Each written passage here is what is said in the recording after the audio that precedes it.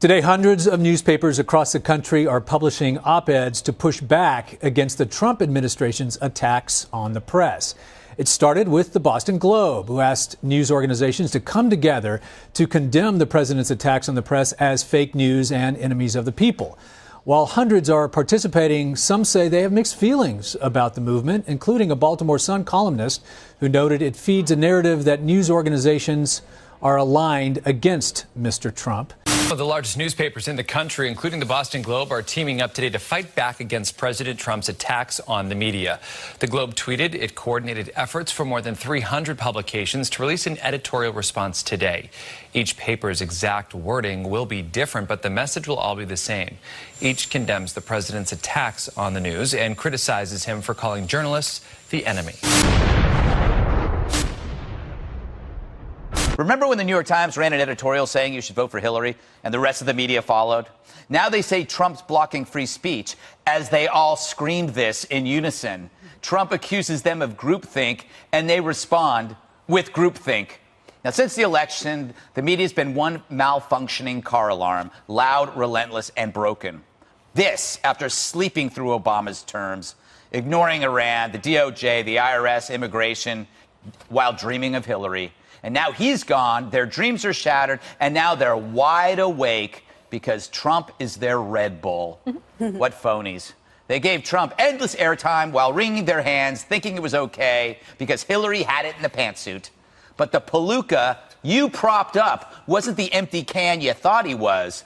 While mocking Trump nonstop, people stopped caring about what you thought. That Red Bull gored your butt, and now all you can do is blame him for what you helped do. And they say Trump targets all news, not fake news, which is fake news. They ignored the clarifications that are obvious to us. The New York Times and numerous other outlets also joined the push later. Now, in its editorial piece, the Boston Globe accused Trump of carrying out a, quote, sustained assault on the free press. Move comes in response to the president's comments against some media organizations. Now, in a tweet, Trump once again accused the press of publishing mostly fake news.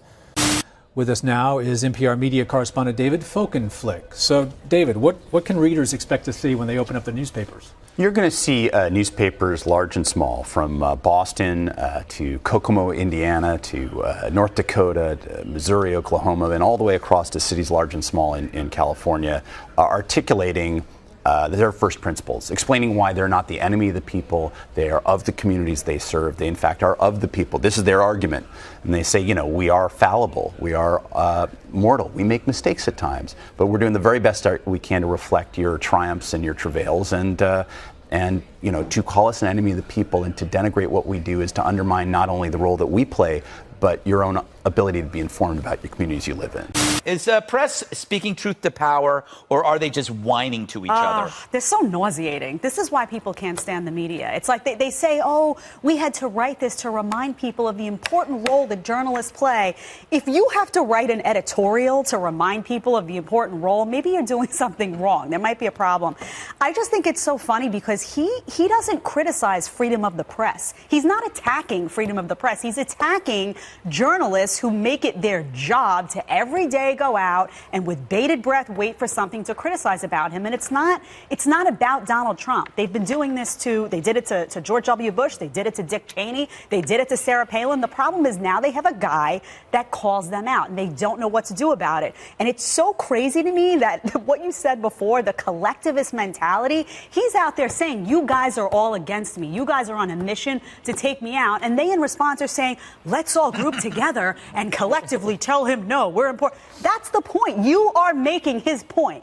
Thank you, journalists, again, for making his point. And once again, I've seen him pay homage to many journalists. He doesn't make a broad sweep. Jesse gets a lot of love. Journalist exactly. Jesse. Many people have written books, but he's tired of this. He's tired. And people out there are saying, yeah, you know what? He's tired of it. He's speaking out. We wish other people before him would have spoken out.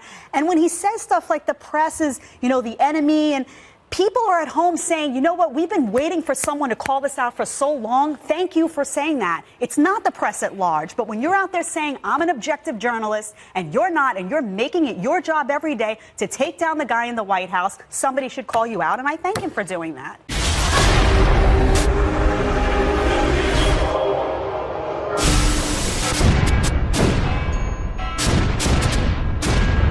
little children, it is the last time. And as ye have heard that an Antichrist shall come, even now are there many Antichrists, whereby we know that it is the last time.